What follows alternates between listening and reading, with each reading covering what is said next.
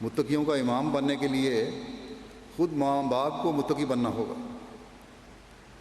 جس فکر سے دنیاوی تعلیم کا اظہار کیا جاتا ہے کہ حاصل کر لیں، اسی فکر کے ساتھ بچوں کی دینی تعلیم کی بہتری کا بھی اظہار ہونا چاہیے، اور پھر اس کے لیے کوشش بھی ہونی چاہیے۔ دینی تربیت اور دین کی اہمیت اور عبادتوں کی اہمیت اور ضرورت کا ادراک پیدا کرنے کے لیے حضرت صلی اللہ علیہ وسلم نے ارشاد فرمایا کہ اپنی اولاد کو 7 سال کی عمر میں نماز کا حکم دو، اور پھر 10 سال کی عمر تک انہیں اس پر سختی سے کاربند کرو، نیز ان کے بستر الگ الگ بچھاؤ۔ اس عمر میں مائیں بھی بچوں کی صحیح رنگ میں تربیت کر سکتی ہیں۔